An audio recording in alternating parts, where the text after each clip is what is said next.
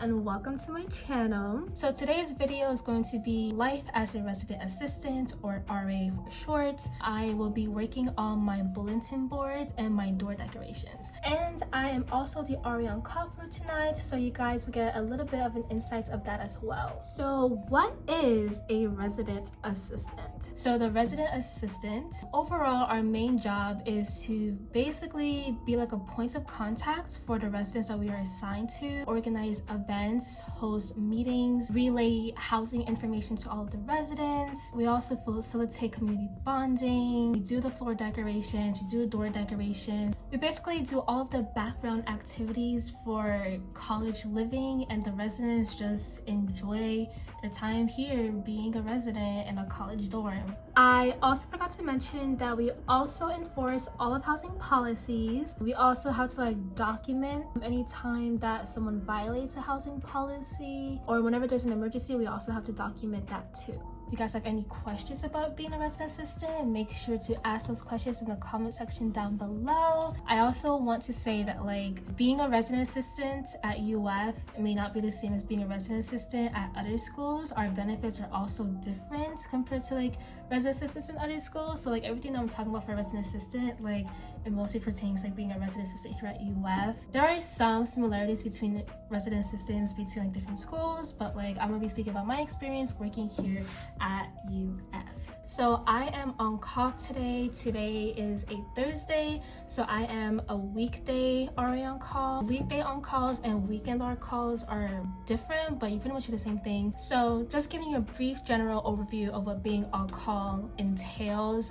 Basically for either 12 hours or 24 hours, depending if it's a weekday or a weekend, I will be having the RA on call phone with me. So any emergencies that happen in my area, I would have to respond right away. If for whatever reason that I cannot respond to the phone, let's say I'm taking a shower, because I am allowed to take a shower and I go to sleep when I'm on call. It's just that when the phone rings, I need to wake up and answer the call. If I'm in the shower, obviously I'm in the shower, so if I end up not answering the phone, then it automatically goes to the pro staff, which is a position that's higher than RA. So the phone call will direct to them and they will deal with the emergency. Depending on the situation, depends on whether or not I need to call UFPD or the firefighters or my supervisor or pro staff. I kind of like the idea of being on call because it kind of gives me a little bit of insight of being a doctor.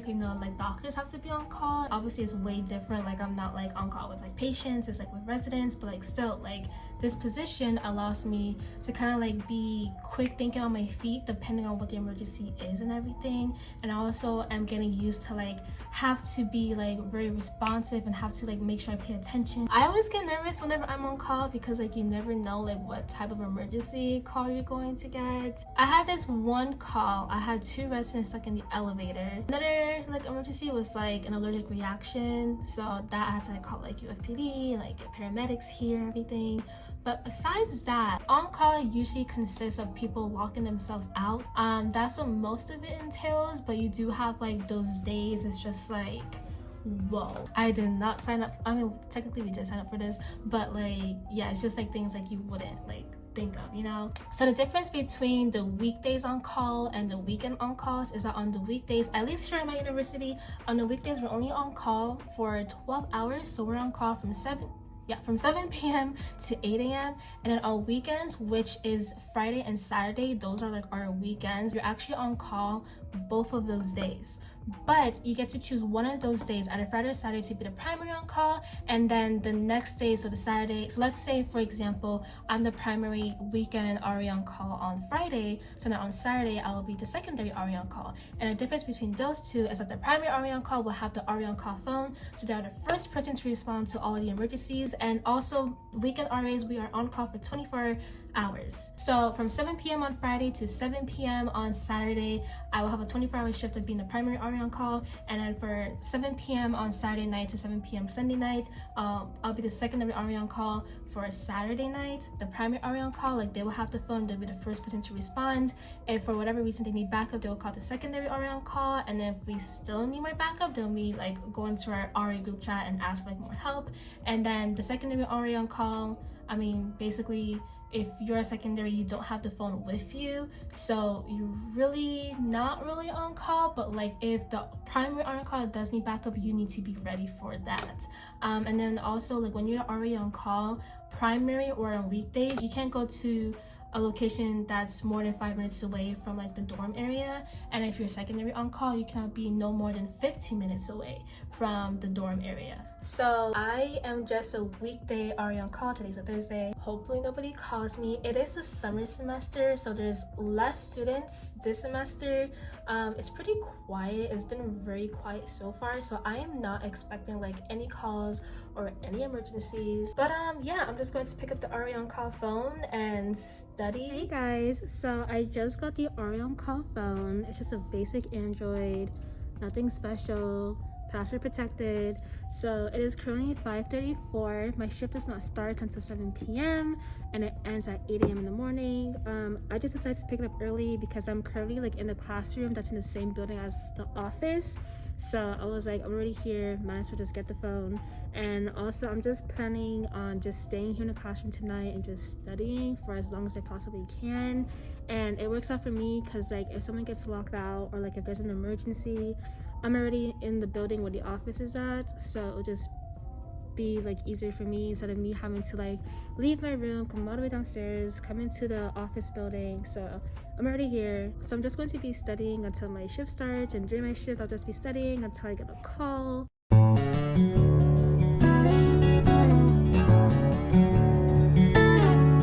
Hey guys, I haven't received any calls or have had like anything to report on. But I do have to do my rounds.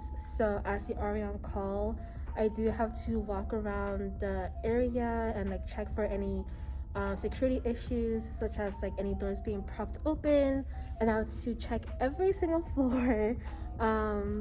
Well, luckily for me, because the building that I live in has like 13 floors, but luckily only up to the 8th floor has residents. The other floors are not occupied, so I only have to go through 8 floors. Look for anything suspicious, look for anything out of place. I have to lock the trash chutes. If a resident happens not to be following housing policy, I do have to respond to that and report on it. So yeah, I'm just gonna grab all my stuff, do my rounds. So I am doing my rounds right now. So I'm walking around the exterior of like my door, making sure all the doors are closed, nothing's propped open. It's so cold outside. Everything looks good over here. So I have the other half of the building to check.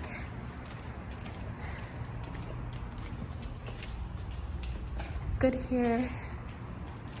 So my dorm actually consists of 2 buildings plus another building for like the office.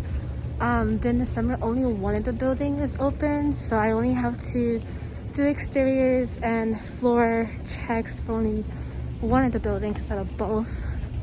Both buildings have like 13 to 14 floors, so like yeah, this would have taken a while if both buildings were operative. Okay, so I just finished checking 1 floor. I have 7 more floors to go. Okay, so I am now in the office. So these are basically like, I'm not sure what they're called. I guess like they're called like stencils or whatever. But I'm going to be cutting out some pictures and letters for my bulletin board. We also have like an arts and supply closet, like crafts. This is what we got in our office. There's another office that we can use for supplies. I went there last week and I got whatever I can. So I'm just going to be making some cutouts for my board.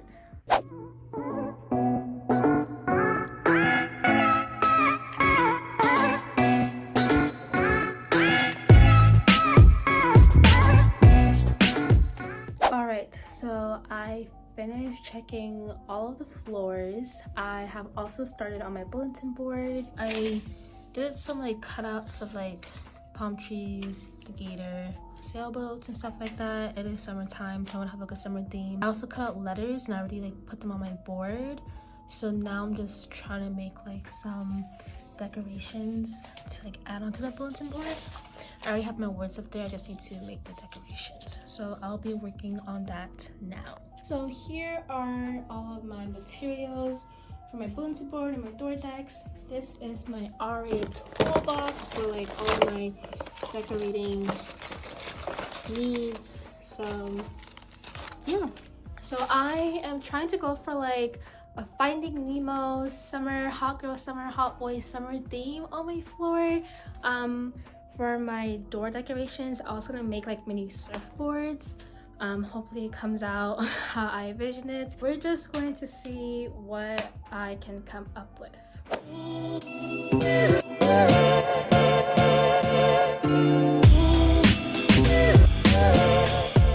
Hey guys, so it is 10:53 a.m.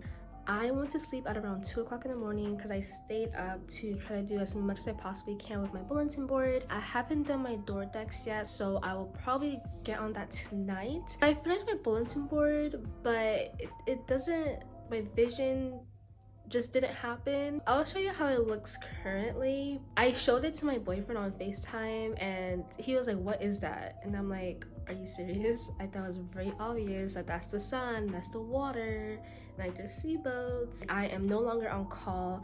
I still have the on-call phone with me. I'm gonna bring it downstairs. Oh, and when I had finished my rounds yesterday, every RA we have to fill out this sheet, basically just talking about like what happened during our rounds, like was there any maintenance issue, was there any residence issues, so we gotta fill out this whole document. But yeah, so that is it for right now, and I will see you guys later.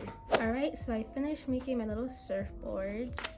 So I just traced it off my iPad and then I glued them onto a piece of paper and then I just cut them out and I put their names going vertical down the surfboard. So I am done. So before I end this video, I just kind of want to talk about how today I was able to do this virtual shadowing program, and today was day 1, and one of the presenters, which was a doctor, she actually was a resident assistant here at UF when she was an undergrad. So I was like, oh my gosh, like I'm currently a resident assistant. So I just had to ask her, like, did her RA experience help her in the medical field? And she said yes. She basically spent multiple years like in the housing residence life, because after she graduated from UF and she was a resident assistant, she actually continued in residence life and continued working in housing but at a different university. So she was like in charge of like other RAs, and then she decided to go into medicine. So the ways that her experience of being a resident assistant had helped her in the medical field and being a doctor is that first and foremost, being a resident assistant, like you are dealing with people. And she was saying how like being a resident assistant, you may have residents from all different backgrounds who may have different beliefs, different views than you, and you have to find a way to communicate with them while respecting them. And you learn how to like manage conflict, build a community among a diverse group of people. She also mentioned dealing with drunk residents, which usually you would deal with them when you're like on call. And then she also talked about how being a resident assistant also helped her deal with crisis, because as a resident assistant we do get training